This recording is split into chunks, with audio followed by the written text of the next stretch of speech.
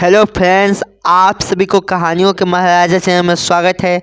आज हम आप सभी के लिए एक नया कहानी लेके आए हैं। इस कहानी का नाम है जिस्म पे साया। चलिए इस कहानी को सुनते हैं। ये कहानी रागिनी की है। वो एक लड़के से प्यार करती थी। उस लड़के का नाम मोहित था। वो भी रागिनी से बहुत प्यार करता था। सब कुछ ठीक चल रहा था, लेकिन एक दिन रागिनी के पिता माता को पता चल जाता है कि रागिनी किसी से प्यार करती है। तो उसके पापा रागिनी को कमरे में बंद कर देते हैं और रागिनी से कहते हैं, अब तू तभी बाहर आएगी जब तुम्हारी शादी हो जाएगी। रागिनी अपने पापा को समझाने के लिए बहुत कोशिश करती है, लेकिन उसके पापा उसका कोई बात नहीं मानते हैं। कुछ ही दिनों में रागिनी की शादी विजय से हो जाती है। वहाँ पे मोहित को जैसे ही पता चलता है कि रागिनी की शादी हो गई है, वो सोचता है कि जीने से क्या फ़ायदा है, और एक दिन जाकर वो सुसाइड कर लेता है। वहाँ पे रागिनी और विजय की शादी की पहली रात थी। विजय बहुत खुश था। विजय रागिनी के करीब जाने लगा, तभी अचानक से रागिनी विजय को धक्का दे देती है। विजय को बहुत ज़ोरों से चोट लग जाता है और विजय चिल्लाते हुए कहता है, ये क्या हरकत कर रही हो। जब विजय के ध्यान रागिनी के चेहरे पे जाता है तो वो बहुत डर जाता है। विजय रागिनी के करीब जाता है और कहता है, रागिनी तुम्हें क्या हो रहा है। तभी अचानक से रागिनी विजय का गर्दन पकड़ लेती है और कहती है, रागिनी सिर्फ मेरी है और तुम रागिनी और मेरे बीच नहीं आ सकते। जब विजय रागिनी के जुबान से सुना तो वो और भी ज़्यादा डर गया। रागिनी की आवाज़ आदमियों जैसा लग रहा था।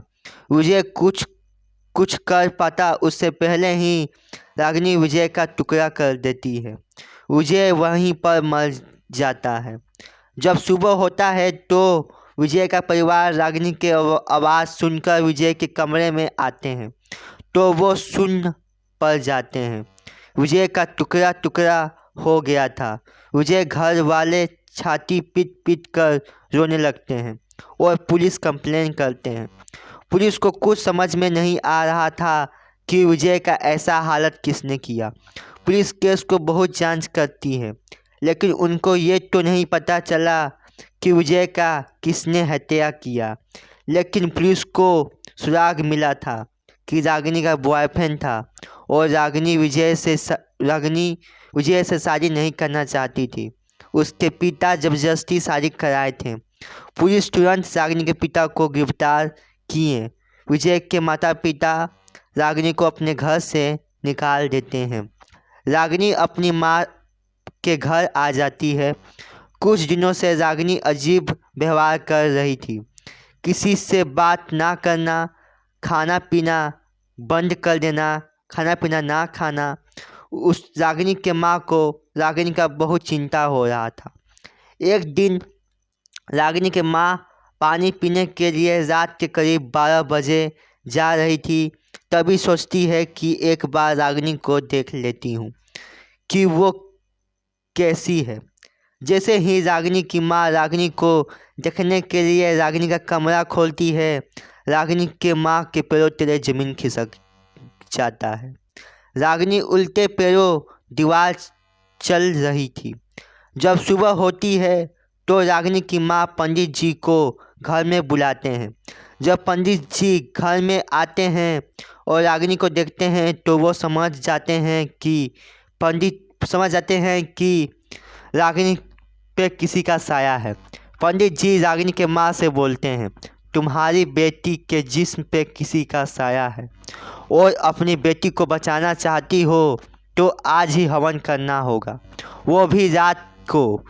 जब रात होता है तो पंडित जी हवन करने लगते हैं। तभी रागिनी उल्टे पैरों पंडित जी के पास आने लगती है। पंडित पूछते हैं, बताओ तुम कौन हो और इस लड़की के जिस्म पर क्यों कब्जा किए हो। तभी रागिनी बोलती है, मैं मोहित हूँ। मैं रागिनी से बहुत प्यार करता हूँ, इसलिए मैं रागिनी से दूर नहीं जाना चाहता। पंडित जी बोलते हैं, देखो तुम रागिनी को छोड़ दो। जागनी तुम्हारी वजह से मर जाएगी। क्या तुम यही चाहते हो? यही बात सुनते ही मोहित के आंखों में आंसू आ जाता है और वो रागिनी के जिस्म से बाहर निकल जाता है। रागिनी भी ठीक हो गई थी। मोहित रागिनी को देखकर खुश हो जाता है और मोहित के आत्मा को शांति मिल जाता है। तो दोस्तों, ये कहानी आप सभी को पसंद आए तो हमारे चैनल को लाइक कमेंट सब्सक्राइब करना मत भूलिएगा दोस्तों।